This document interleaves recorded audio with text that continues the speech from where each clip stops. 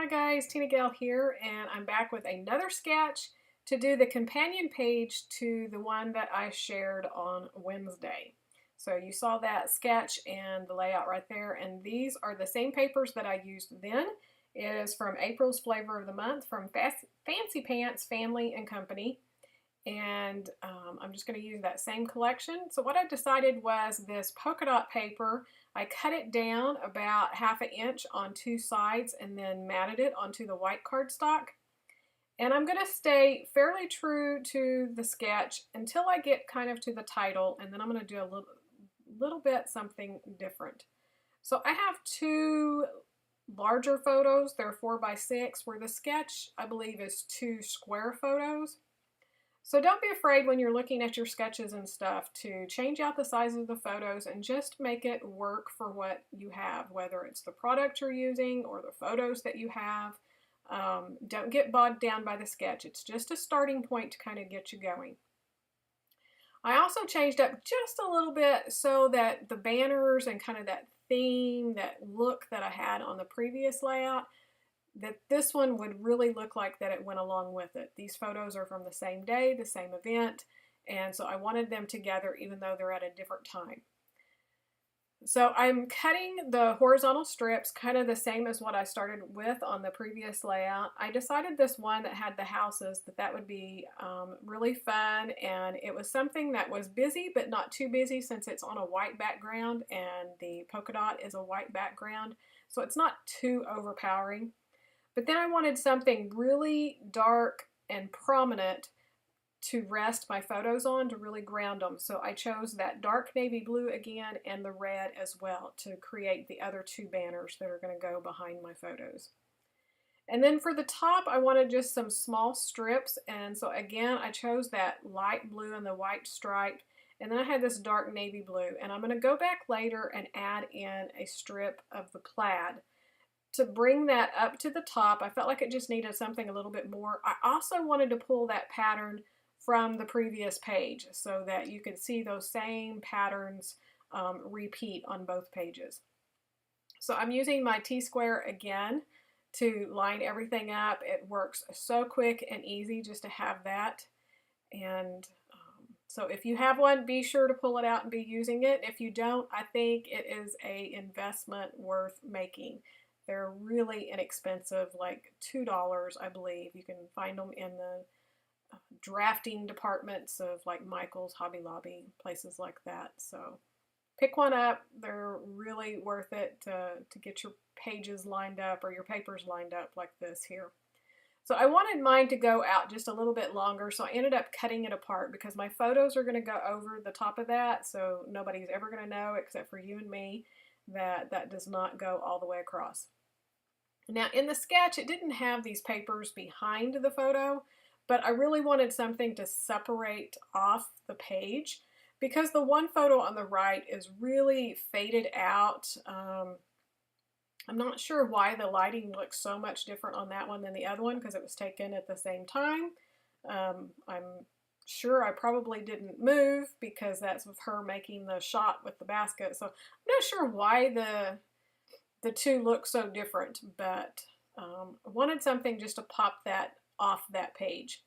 So I tucked just a little bit of that yellow paper. That's kind of the same thing I did on the previous page. And then I also had just a small little bit left, and I went ahead and tucked it in on the other side of the photo on the left side, and then tucked it in behind that red banner. So not much, but just enough that it kind of helps bring those photos to the forefront. I could have went ahead and pop dotted those up like I did in the other layout, and that would have really helped, but I didn't think about it till towards the end, and I just decided I didn't want to pull it up and mess with it, so it's just going in the album the way it is. So here's where I decided to go ahead and pull that plaid paper up to the top just so they have some more color, but more importantly it was to harmonize the two layouts together so that they did look like they were going to the same event. I also used this washi tape from the Chamel Little by Little collection on the other page, so I wanted to pull it in here as well. So I'm going to put it up underneath the bottom of these strips. So that's one other thing that I kind of changed up a little bit on this sketch was adding more of the strips, just more layers of strips. And then I'm ready to start working on the title, and up to this point I hadn't really decided because I wanted to try to use as many of the embellishments that came with this kit as I could, but I just wasn't coming up with a title. I had this chipboard piece up at the top and it says "Love This Life," and I felt like that was a really good little finishing touch to that top. This page is a lot like the other one. I'm not going to go overboard on the embellishment clusters and all of that. It's going to be a really simple, clean, just a really clean layout. So the title was really kind of giving me some problems. So I saw the family and thought, okay, I want to use it. So I'd put it down below, and then I wanted something below it, not just that. So I put the banner and the heart. And I had that ampersand. I'd put it off to the side thinking I was going to build up a cluster over there. And then I thought, maybe I could use that in the title and just bring the title straight down. So this is where I really varied the sketch quite a bit. So I brought my title completely vertical all the way down the page. So now I have a vertical design as well as a horizontal design. So everything is meeting in the center. So that's something pretty different from what I normally scrap, but I love it in the end. It really works out. So the title ended up being Love This Life, Home, and Family. Then there was that little heart puffy sticker that had all the words on it. That was about home is where the heart is or something like that. So I stuck that in just to fill in that gap because there was just a little bit too much room between the ampersand and the photos. I also changed out on that little banner piece. There was a heart inside of it, but I took it out and put the navy heart inside so that I would have a little bit separate color.